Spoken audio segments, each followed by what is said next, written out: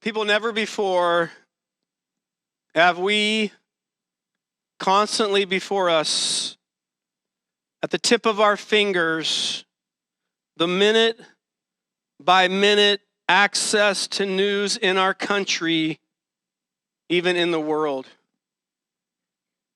Both breaking news and news of any kind for that matter. Like out of the blue, our cell phone makes a noise, and we have in the palm of our hand the latest breaking news story from around the globe. And not only do we have the written text before our eyes to read, but often we have a video to watch. A video to watch.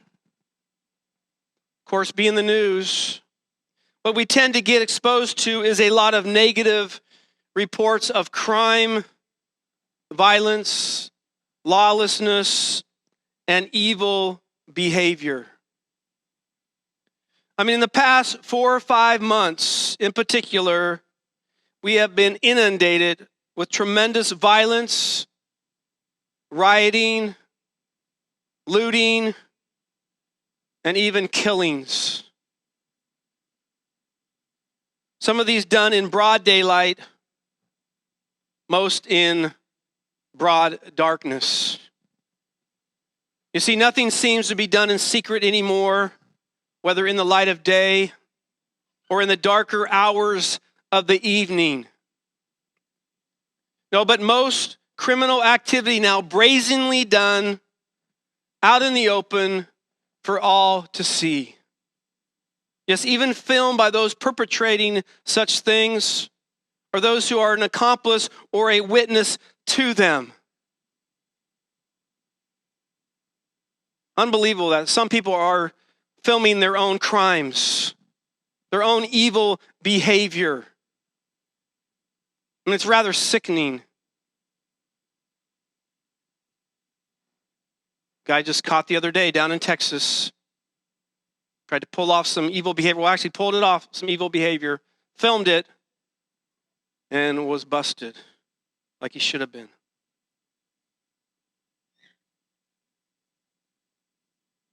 These evil behaviors then broadcast for others, for you and I.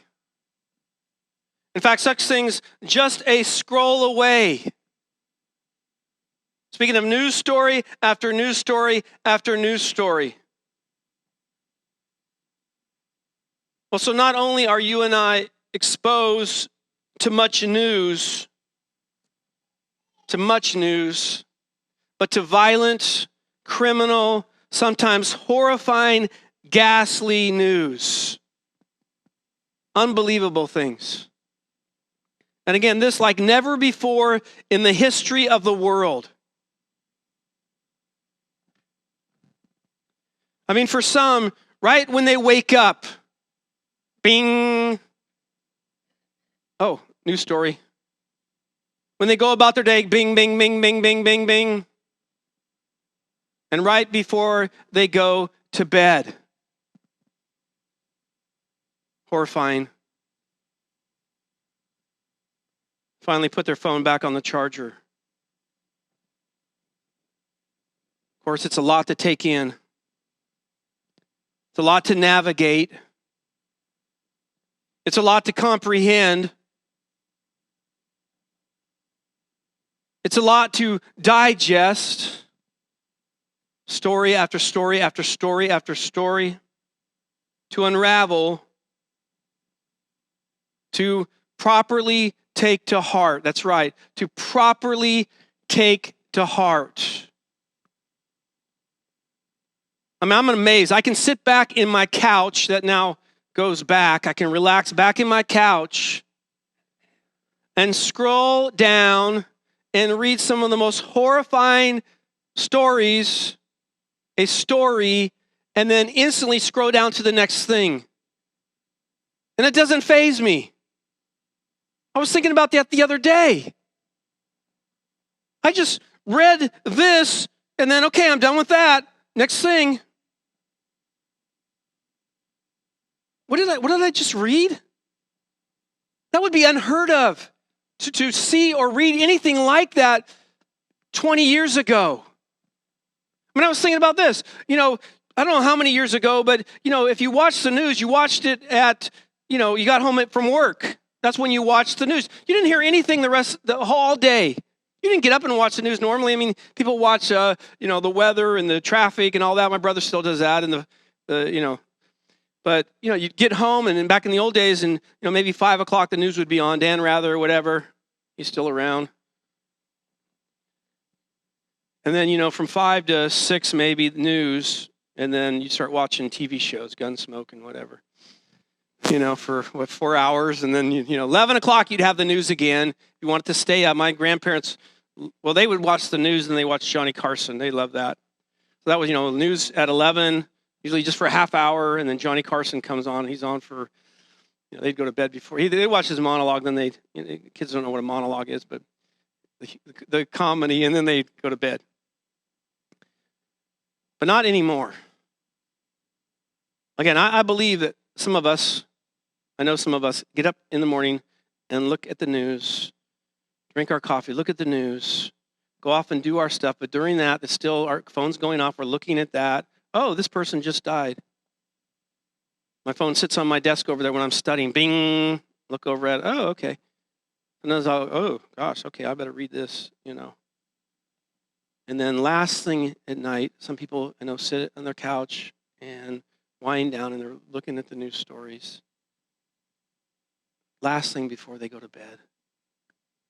Reading sometimes watching horrifying things, and then put their phone on the charger and go to bed. That's the day and age we live in.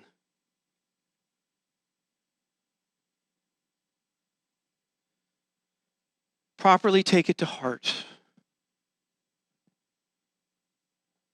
Or just scroll down to the next thing. Well, friends, our sermon this morning is entitled, Those Who Mourn. And this being our second sermon from our new sermon series on the Beatitudes in the Gospel of Matthew. So let's turn there to the Gospel of Matthew. And we're going to begin in chapter 4. I'm going to go back a little bit. Chapter 4, verse 23. Matthew, chapter 4, verse 23. So I want to start here, both for context and for a recollection of what we preached last week. Sometimes we forget easily. And if you weren't here, at least you get caught up a little bit in the reading here. So chapter 4, verse 23.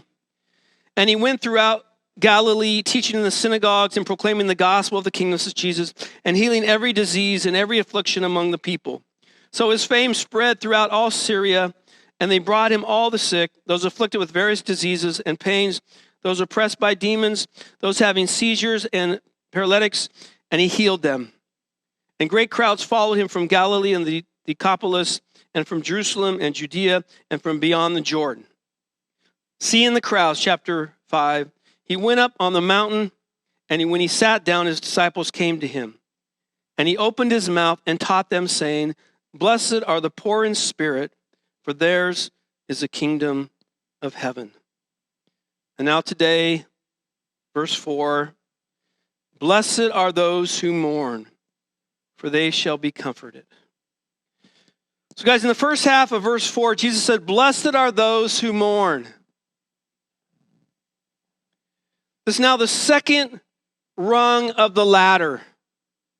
Again, I got this from Charles Spurgeon in what is referred to as the Beatitudes, the second rung. The first one, of course, being poor in spirit. And again, that was a foundational starting point to start up the ladder.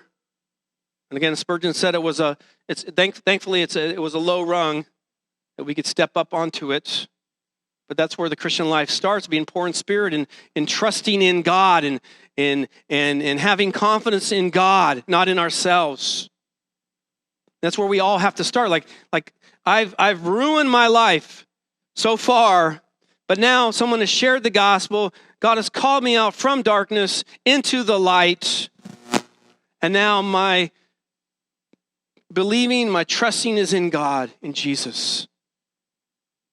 Not in myself. In myself, I've made a mess of my life.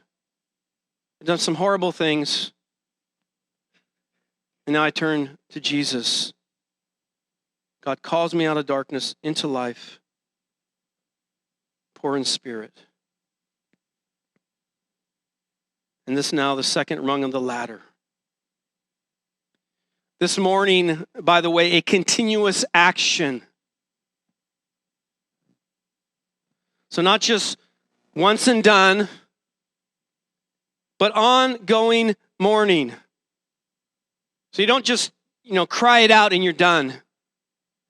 You don't just shed some tears and you're done and move on with the rest of your life. This is continuous mourning, of lamenting.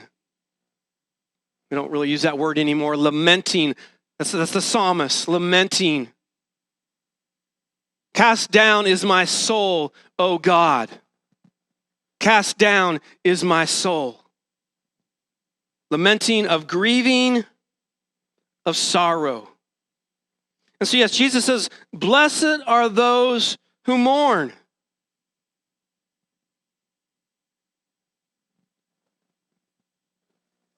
Who mourn over what?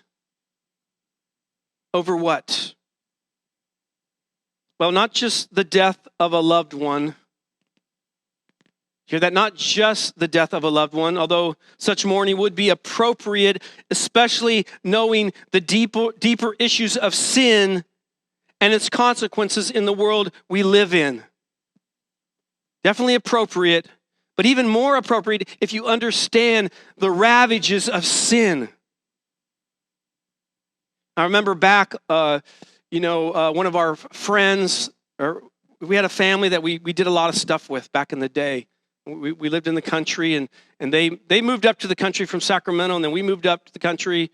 They were like 15 minutes from our house.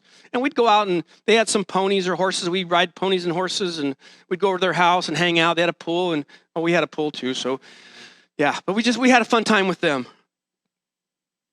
I remember when this guy died, Patrick, when he died, Pat died, a lot of people went and just, well, what a great guy he was, hung out at the bar down with him, and it was just a great time, That's not understanding the ravages of sin, of really mourning for the consequences of sin, because basically he drank himself to death.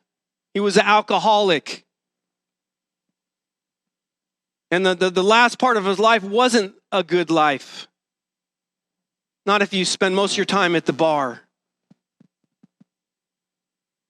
In fact, so remember they had this great Christmas tree burning party at his house, and everybody comes over, all these families, and he decides he's going to leave and go down to the bar.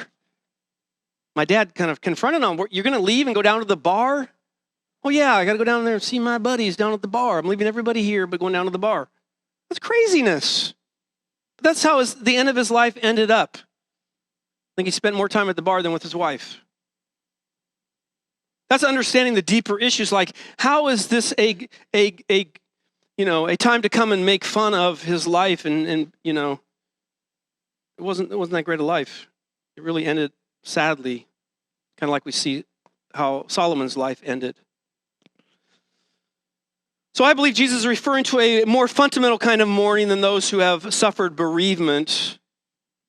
And it's not to take away anything from those who have experienced the sorrow following the death of a family member or close friend.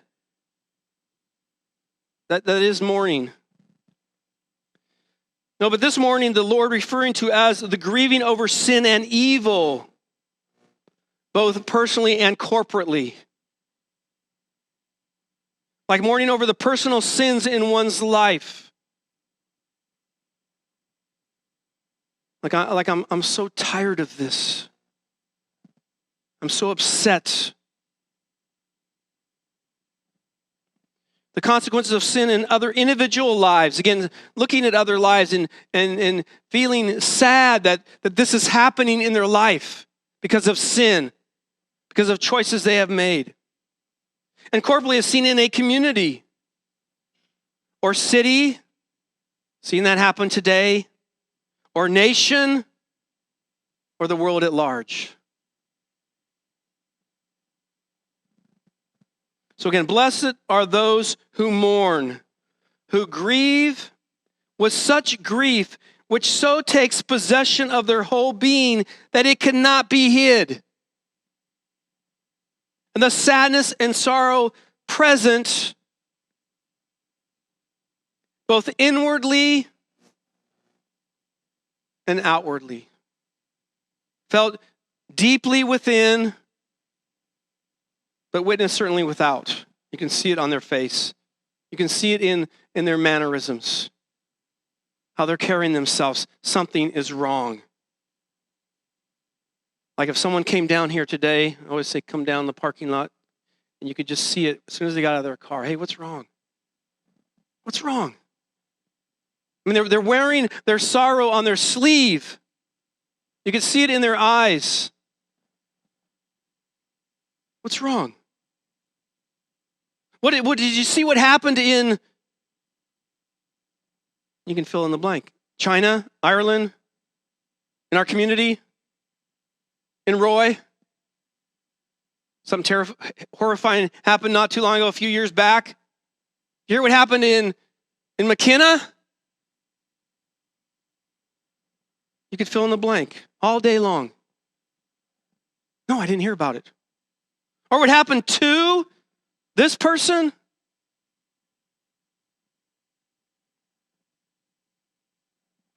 You know, they did a quick video of President Trump and his response to the Supreme Court justice dying. And he said, no, I just heard about it. How she was an amazing person. Made a few comments, respectful comments. So then, like mourning over those who oppress the righteous.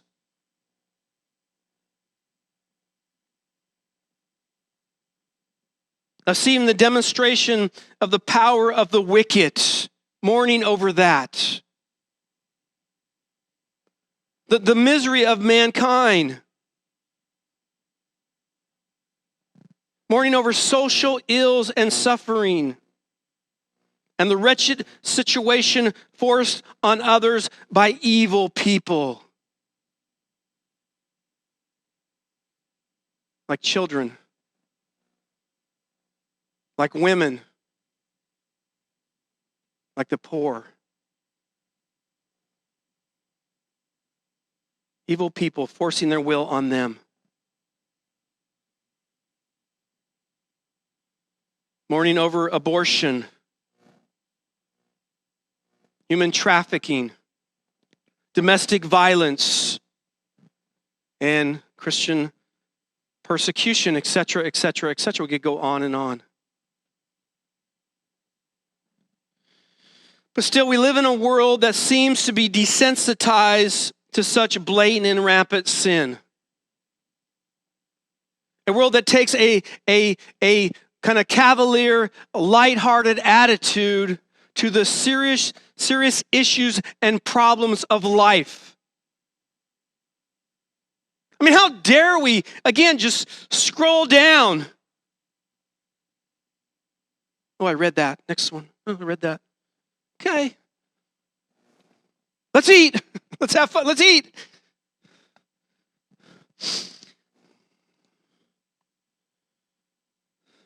A lighthearted attitude. In fact, that is very evident in our modern pleasure-loving generation. And therefore, in their seeking after self-gratification and pleasure, they do not grieve over sin or evil. It doesn't even come up on their radar. They don't grieve over what is wrong in themselves. They don't see it as wrong. They definitely don't see it as sin. And neither are they moved by the sins and the suffering all around them. Oblivious to it. No, but they are callous. They are careless, meaning I could care less. As long as you don't touch me, as long as you don't, your sin doesn't affect me. your violence, your whatever, doesn't affect me. And unfortunately, some Christians get caught up into such desensitized thinking and behavior, or what we could describe as non-behavior. Meaning it doesn't even move us. It doesn't even move us. We've got caught up in the same behavior of the world. Some of us callous and careless. There's no lamenting, no real sorrow, no grieving and repentance.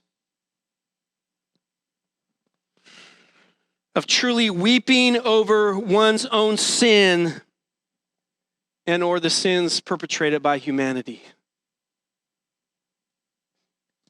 Well, guys, perhaps you remember our sermon recently in Ezra. Well, let's quickly refresh our memories. Turn to Ezra in the Old Testament.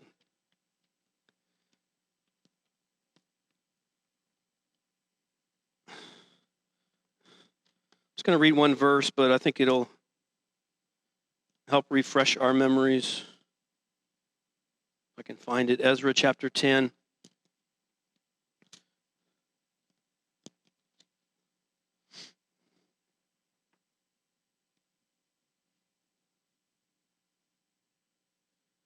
So Ezra chapter 10, go down to verse 6.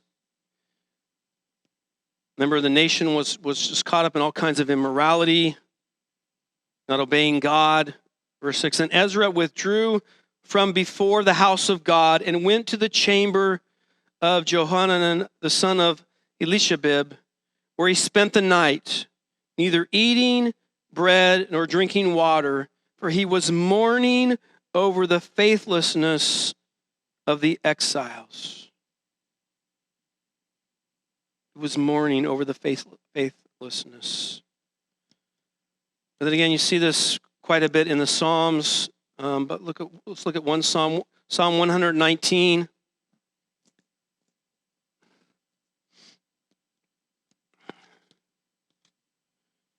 And let's go to verse 136. And this is really godly mourning. Psalmist says, my eyes shed streams of tears because people do not keep your law. So the psalmist seeing these things before his eyes. Basically saying to himself, they're not keeping your law, God, and it saddens me. I mean, sin is running rampant in the nation. Talking about Israel or in our country. I see it and it saddens me. Well, let's go back to the New Testament and hear from the Apostle Paul himself. We'll go to 1 Corinthians first. 1 Corinthians chapter 5.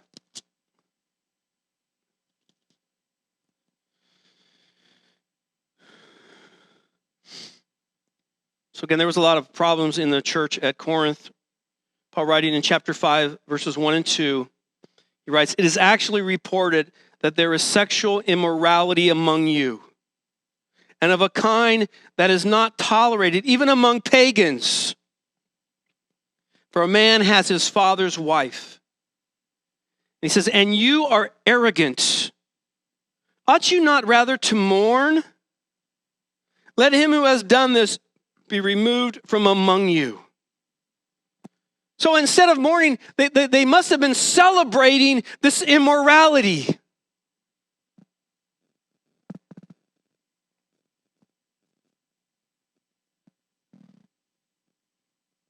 I remember a friend of mine, a pastor down in Salem, when he first went to his church there, got called to that church, there was just blatant immorality happening in the church.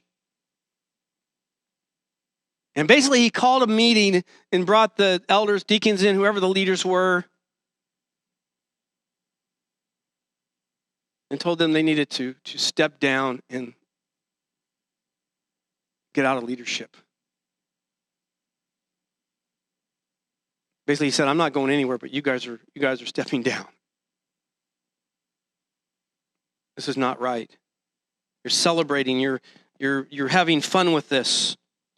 But let's turn to 2 Corinthians now. Again, Paul, 2 Corinthians chapter 12.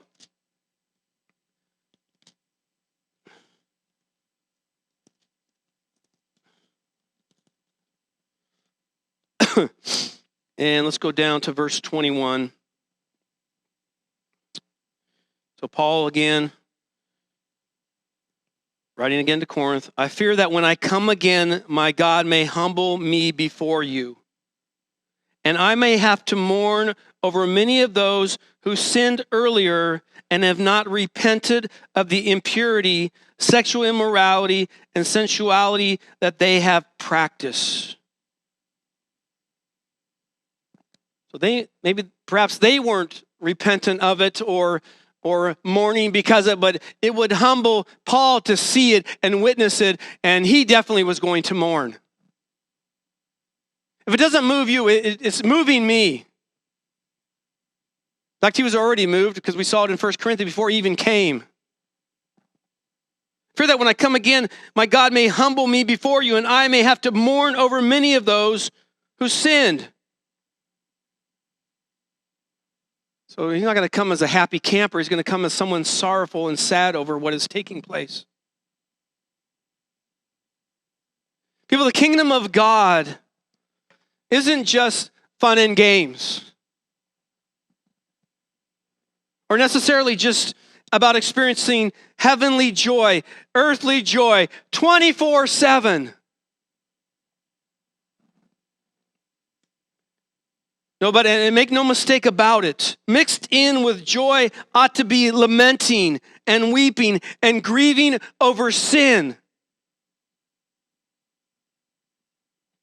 Especially in the world we live in. I mean, surely we should be all over the place.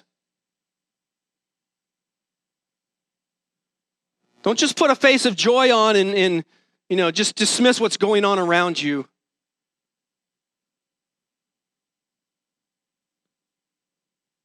Wear it on your sleeve. Let's see you be joyful because you're truly joyful, but let's also see when you're sorrowful. We don't have to put a fake front on, fake face.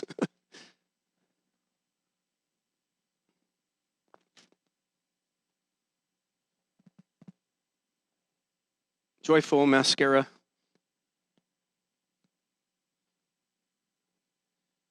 Grieving over sin, over one's own sin, and the sin of others. The sin of others. I've seen how sin destroys relationships,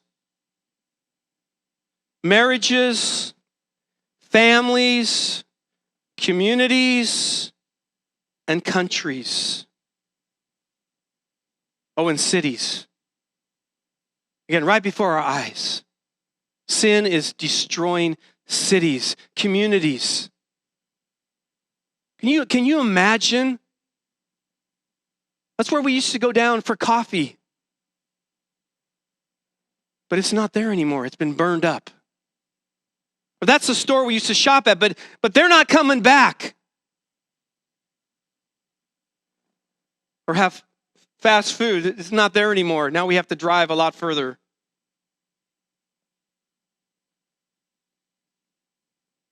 Communities, cities, countries, even nations destroyed by sin. I've seen sin for what it truly is, an affront to God and an aberration from the truth.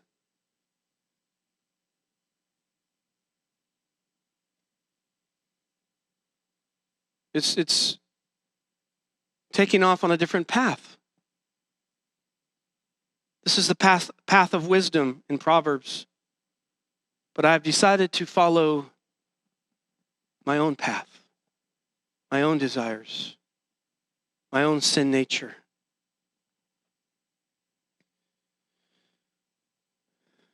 Now, believers, even we Christians generally regard mourners as the most unfortunate of people. Think about that. Like, for example, we see them as pitied. Oh, they're mourning. We pity them, helped, comforted. But how often as those to be envied as recipients of God's blessing? Blessed are those who mourn. Have you ever thought of it that way? We usually pity them. Oh, they're sad. They're sorrowful. Oh, cheer up, cheer up.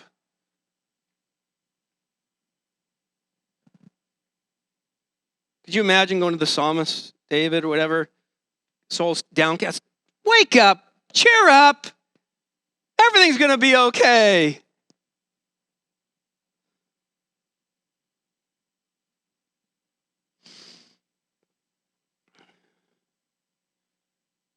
Jesus here in the Beatitudes states they are blessed.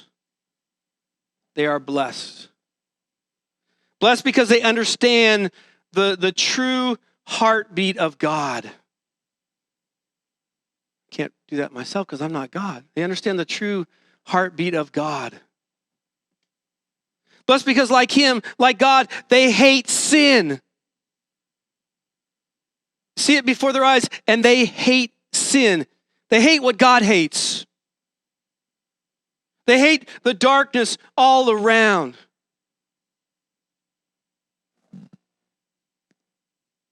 Blessed because their values are God's values. His ways are theirs. Blessed because it is they who most certainly comprehend the disaster, the devastation, and the damning effect of sin.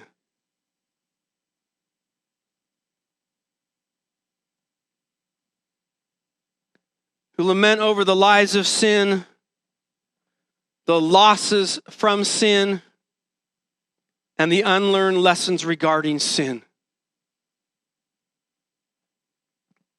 Those who mourn in the face of the evils that are part and parcel of life as they know it. And those who mourn over the way God's cause is so often neglected, discarded, and abused. However, and perhaps more importantly, because Jesus says it, blessed are those who mourn. Why? For they shall be comforted. For they shall be comforted. So guys, now the prospect of ultimate consolation. See, though they mourn now is not always. Though they mourn now is not always. By the way, this verse is a great illustration for the danger of treating the first half of a beatitude in isolation from the second half. Blessed are those who mourn. Taking it out of context. Or just, stopping there. Okay, that's enough reading today, kids.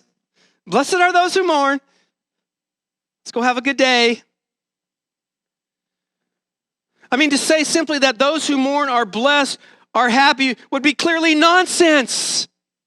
They don't look happy. They're mourning.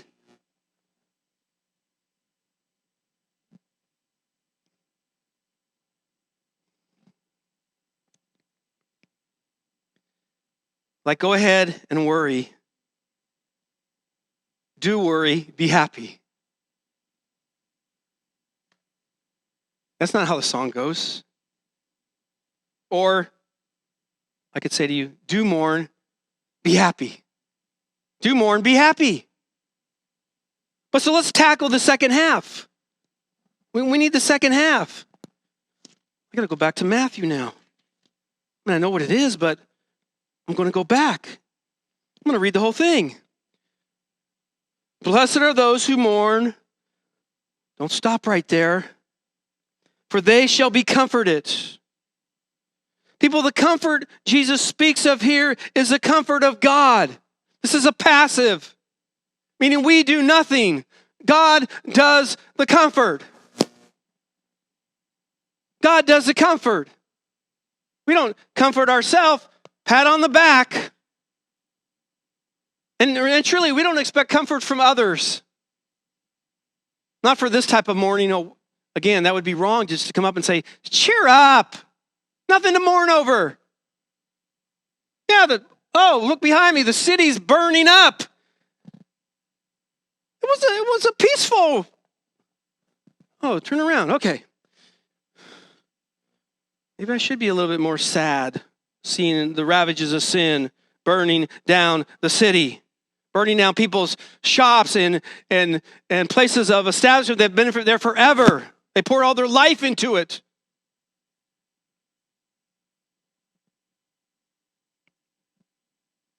But the comfort of God, for God will do it. God will comfort those who mourn. And this comfort being a certainty, it will happen. It will happen. It's a passive and it's a certainty. God will do the comforting, and yes, God will absolutely do it.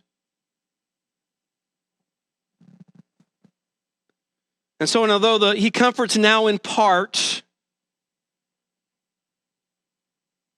remember last week we talked about the first beatitude being, something that definitely is promised for the now, not just later. I mean, all these have some later aspect, but this one is more for later. Not that it won't happen today. God still comforts us in different ways, but really this promise is a certainty that it will happen at some future time. So a little bit more than last week, definitely more of a promise for the future. And this future comfort is one of the blessings promised by God for his mourning people. Not Morning. Some of you guys aren't mourning people. You think God's going to bless you for getting up loud and noisy and by the other person saying, would you just be quiet? I want my coffee. I want my couch. Keep everything dark. So our God is a God of comfort, both now and forever. But let's a lot of times we think about the Old Testament being all, gloom and doom. But the Old Testament talks a lot about God's comfort. In fact, let's just go to the prophet Isaiah. In fact, this beatitude, some of it does come from Isaiah, that we're going to read in Isaiah. But let's start in chapter 40 of Isaiah. We'll just go through Isaiah really quickly. Just give you a few verses, but and I'm not going to comment a lot on because I just want you to see what the Old Testament and definitely Isaiah says about God. We could go to the Psalms as well, but Psalm 40 verse 1 starts out, comfort my people, says your God. Comfort my people. Let's turn to chapter 49.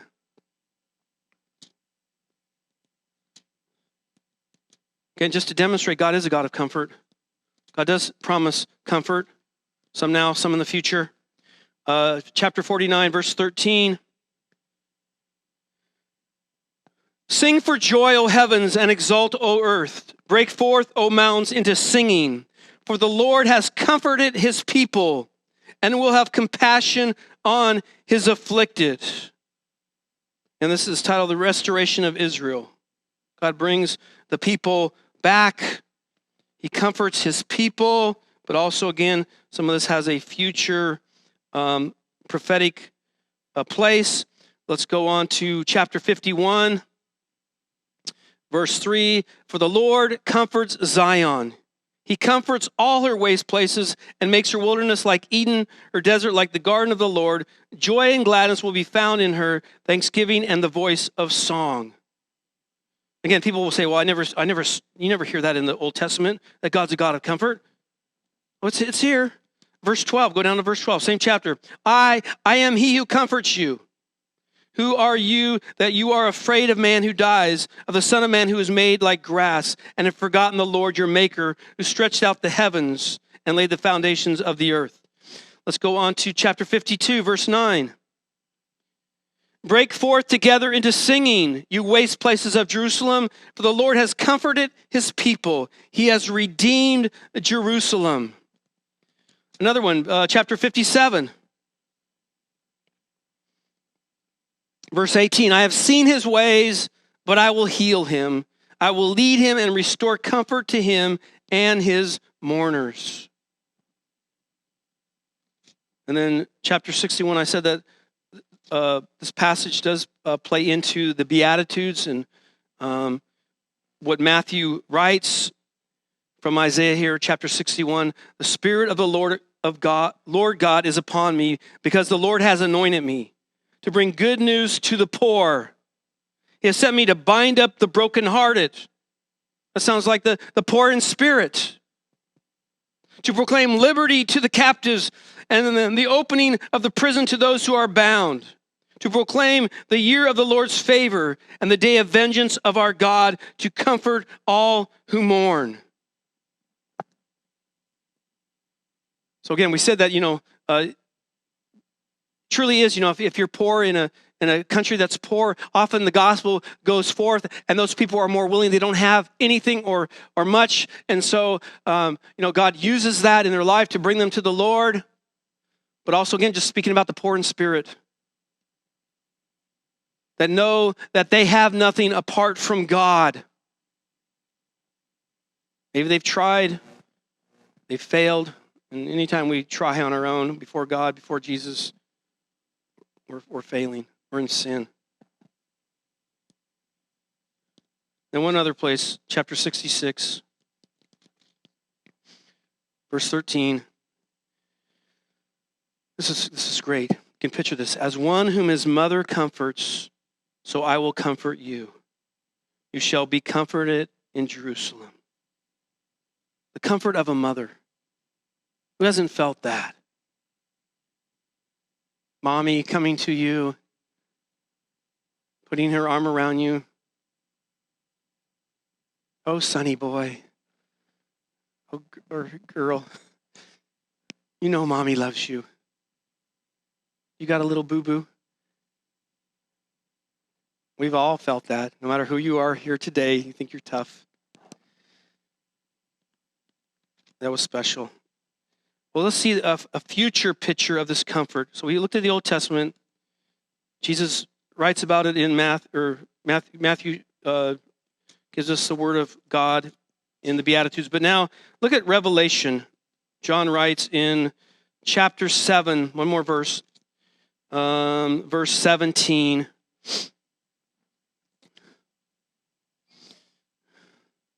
So though the audience here might be Christian martyrs in the tribulation, God's still going to comfort those of us who mourn. He says in verse 17, for the Lamb in the midst of the throne will be their shepherd, and he will guide them to springs of living water, and God will wipe away every tear from their eyes. So a future picture of this comfort painted by John in Revelation. A picture what it will look like. What those who mourn will experience. So people, like the scene we witness here in Revelation, God will encourage and cheer up those who mourned while here on earth. He will wipe each tear from their eyes, and never again will they cry out because of sin, suffering, and evil. Blessed are those who mourn, for they shall be comforted. God, like a mother, will comfort them. He'll wipe away every tear from their eyes. Moreover, the sorrowful memory of such things will be mercifully removed as well. The memory of such things. Their former lamenting, grieving, and sorrow, a thing of the past. A thing of the past. Of course, it is they, those who mourn, and not others who did not mourn, who will be comforted. Think about that. Blessed are those who mourn.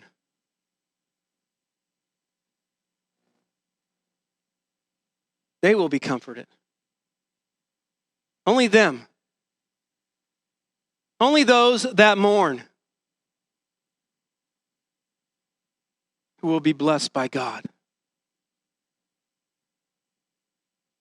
with comfort.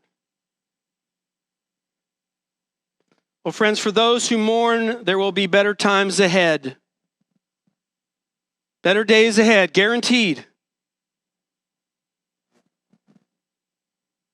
And for those who just can't seem to mourn, or haven't mourned for a long, long time over their sin, over the sins of others, perhaps it's time they checked their hearts and their minds.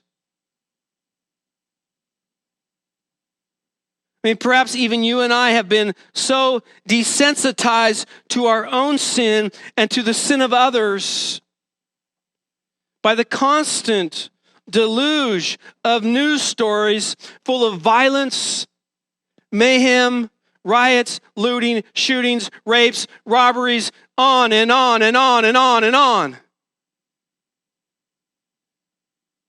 That's just one scroll down. That was yesterday. Let's pick it up today. Oh, wow. What do we got? We got violence, mayhem, riots, looting, shootings, rapes, robberies, and the like. That was today.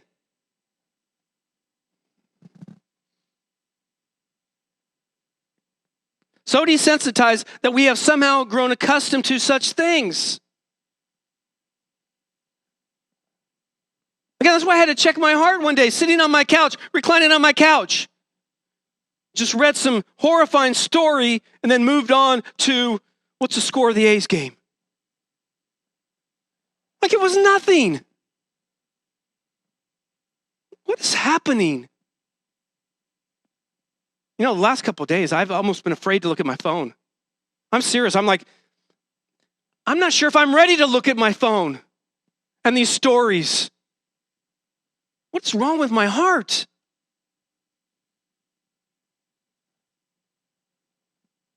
I don't want to read another. And I'm not saying isolate ourselves, but we have to do a heart check. Are we that desensitized to what's going on around us?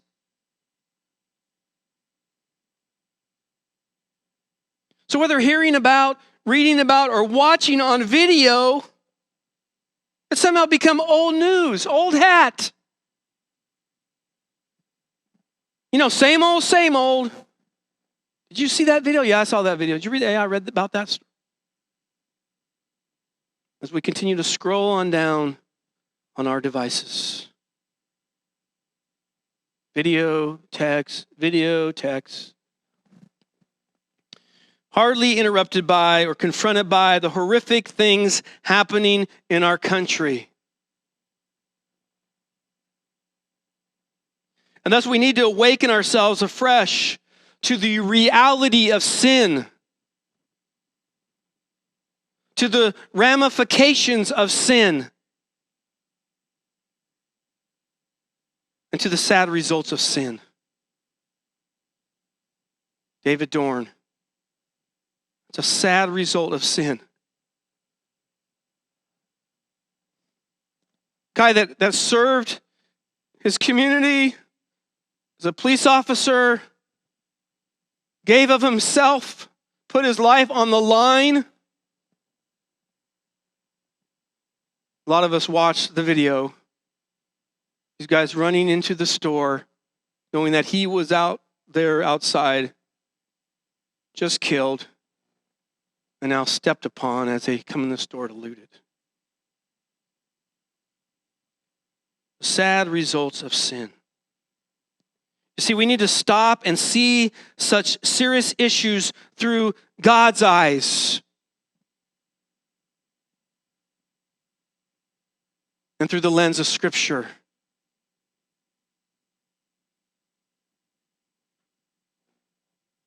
In the Psalms, why is his soul downcast?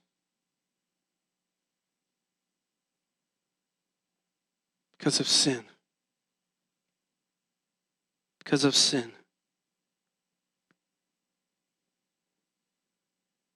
See it through God's eyes. Speaking of our holy, righteous, just, and loving God. We need to discover anew how sin and its effects break his heart. And how such things should break our heart. And certainly cause us to stop and grieve and lament. Well, so believers, mourning is part and parcel to kingdom life. Remember, these are disciples that Jesus is sharing this message to. This is kingdom life. Kingdom people mourn over sin. Their sin and the sin of others. Of being true disciples of Jesus. Those who truly know and trust God, aka the poor in spirit. Oh, my confidence is in God, but my soul right now is downcast as I see what sin is doing to my community, to my city, to my state.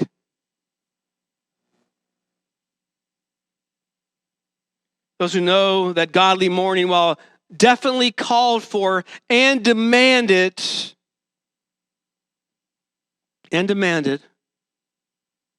still it will never outweigh the blessings we have in Jesus. It will never outweigh the blessings we have in Jesus and the happiness found in him. So we don't go around day in and day out downcast. I'm not saying that. We are blessed in Jesus. We have joy in Jesus. And so although the weeping may endure for a night, we who believe know that joy comes in the morning.